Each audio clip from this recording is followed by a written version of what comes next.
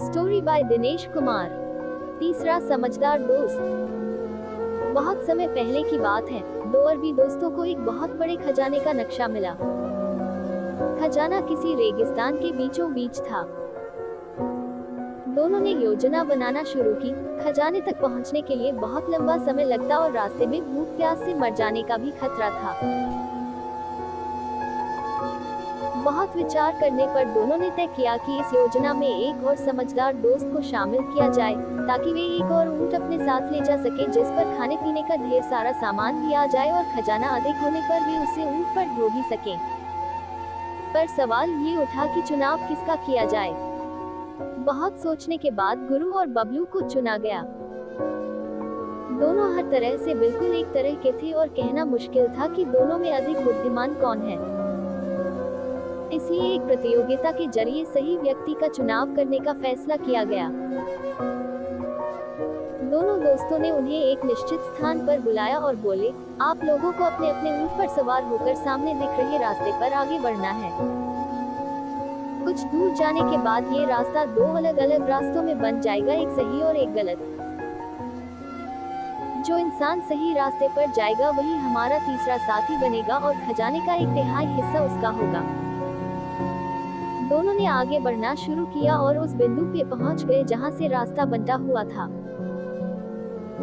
वहां पहुंचकर गुरु ने इधर उधर देखा।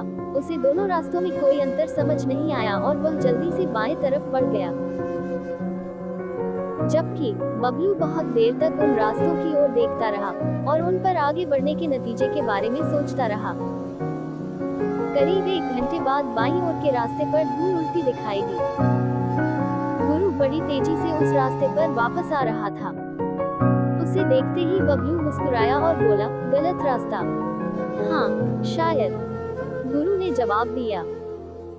दोनों दोस्त छुपकर यह सब देख रहे थे और वे तुरंत उनके सामने आए और बोले, बधाई हो। शुक्रिया, बबलू ने फौरन जवाब दिया।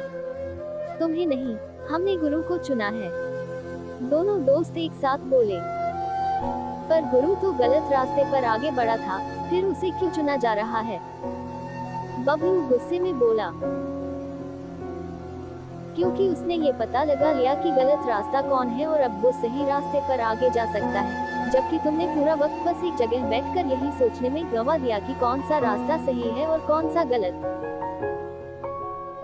समझदारी किसी चीज के बारे में जरूरत से ज्यादा सोचने में नहीं, बल्कि एक समय के बाद उस पर काम करने और तजुर्बे से सीख लेने में है।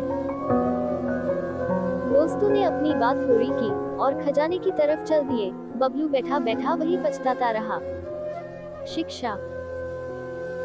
बच्चों, हमारे जीवन में भी कभी न कभी ऐसा स्थान, समय आता है जहां हम निर्णय नहीं कर पाते कि कौन सा रास्ता सही है और कौन सा गलत।